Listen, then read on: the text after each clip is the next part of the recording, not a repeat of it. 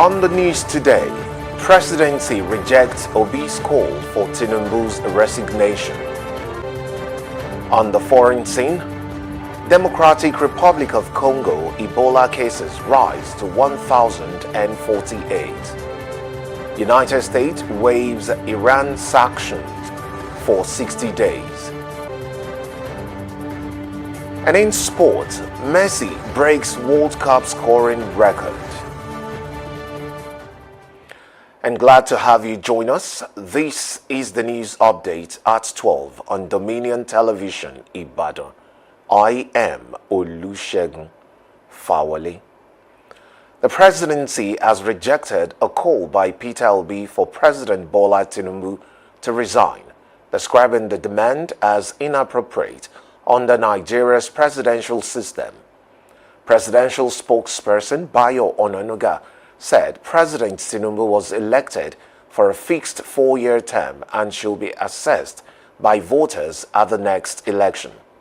The presidency said the administration has recorded progress in security through intensified military operations, the rescue of kidnapped victims, and investment in security infrastructure. Onanuga added that economic reforms have contributed to sustained GDP growth, stronger foreign reserves, and increased oil production. The federal government has reaffirmed its commitment to strengthening diplomatic and economic relations with Saudi Arabia, following the presentation of a copy of the letter of credence by Nigeria's ambassador-designate to the United Kingdom, Dr. Yakubu Gambo.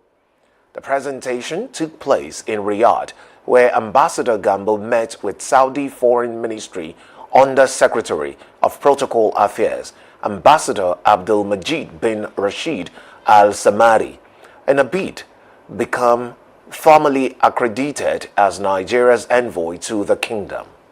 During the meeting, both officials expressed their commitment in deepening cooperation in key areas, including investment, energy, education, security, and the welfare of Nigerian pilgrims and residents in Saudi Arabia. Nigeria's governors are seeking greater constitutional authority over security operations in their state, along with guaranteed funding for proposed state police services. The proposal was discussed at a meeting of state attorneys general, legal experts, and senior security officials convened by the Nigeria Governors Forum Secretariat in Abuja. Participants reviewed plans to establish a constitutional and institutional framework for state policing across the country, which will give governors a stronger role in coordinating security activities within their state. Under the framework, the Federal Police Service will continue to handle national crimes such as terrorism, treason, and interstate offenses, while state police services will be responsible for crimes within their respective jurisdiction. Security alerts are becoming a growing concern as misinformation continues to spread rapidly, especially through social media and instant messaging platforms. Although these alerts may seem harmless, they often cause unnecessary panic, disrupt social and economic activities, and create fear among the public. In this report, our correspondent, Damilola Daudu, examines the dangers of false security alerts and why citizens are being urged to verify information before sharing it. False security alerts are unverified or misleading reports about security threats that have not been confirmed by the appropriate authorities. These reports often spread quickly through social media, messaging apps, and words of mouth, creating fear, confusion, and unnecessary panic. The public relations officer of the Nigerian Security and Civil Defense Corps, Oyo State Command, Superintendent Samuel Okwebi, says false security alerts can have serious consequences. According to him, such reports can disrupt business activities activities weaken public trust in security agencies and divert attention and resource from genuine security emergencies. He noted that effect of false information can sometimes be damaging, especially when people react based on fear rather than fact. When we have false alarms, we security agencies, what we do is to first of all check if such information are genuine, and that's why we have our own system of generating information, of getting information, of gathering information, and then our own form of intelligence. So security agencies have their own system of information gathering and intelligence, which makes them then decipher between genuine information and that which is just ordinary false information. Superintendent Okpebi advised members of the public to verify security-related information through credible media organizations and relevant security agencies before sharing. He stressed that tackling the spread of false security alerts requires collective responsibility, including the responsible use of social media and cooperation with security agencies. Public awareness becomes very, very important. It's a very, very important tool in security arrangements. When people are well informed, they will know which security alarm is genuine or is not genuine. So we must get our people educated, informed as to what they need to do when they get any information to verify. We need to verify from ministry media outlets. Number one, it's verify if it's actually from the reputable media outlets. Number two, verify if it's actually from a reputable source, individual that we know that can give such information. So any information you can't find from reputable media, the print media, the news, the audio media, the visual media. If you cannot find any of this information from there, that means it is not genuine. So we must verify from reputable media sources so that we can know whether this information is true or not. He further urged citizens to report suspicious or questionable information to the appropriate authorities for verification instead of circulating unconfirmed reports. As concerns about misinformation continues to grow, security experts maintains that public vigilance should be guided by fact, credible information, and responsible communication. Damilola Daudu reporting for Dominion News. Maintaining good health begins with making healthy dietary choices. One group of nutrients gaining attention for their health benefit is probiotics, known for supporting digestion, boosting immunity, and promoting a healthy gut.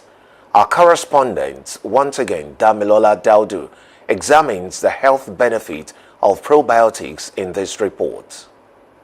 Experts say probiotics are becoming increasingly important in promoting overall well-being and digestive health. Speaking with Dominion News, a senior lecturer in the Department of Food Technology, University of Ibadan, Dr. Folashade Adegboyeju, describe probiotics as beneficial live microorganisms commonly found in fermented foods. She explained that unlike harmful microbes that cause diseases, probiotics help maintain a healthy balance in the digestive system and support body functions. According to her, probiotics aid digestion, improve nutrient absorption, strengthen the immune system, and help prevent certain health conditions.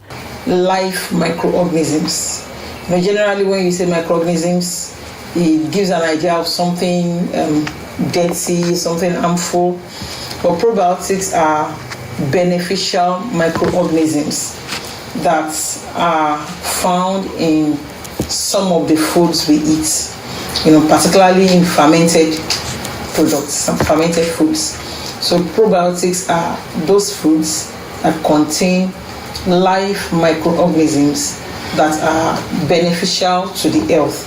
Dr. Adegboyeju identified foods such as ogi, yogurt, and other fermented products as natural source of probiotics. She, however, warned that poor fermented process can lead to the growth of harmful microorganisms and pose health risks. The food technology experts therefore advise consumers and food processors to ensure proper hygiene and safe food preparation methods. There are traditional foods that are fermented. For example, we have our iru. It's a fermented product. It has microorganisms, live microorganisms that are beneficial.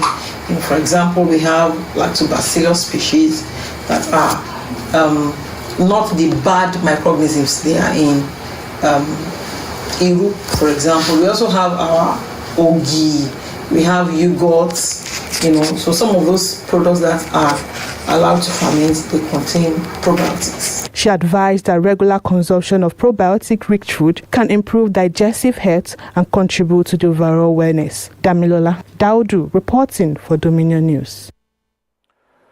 On the foreign scene, the Democratic Republic of Congo says the number of confirmed Ebola cases has risen to 1,048, with 267 deaths recorded since the outbreak began.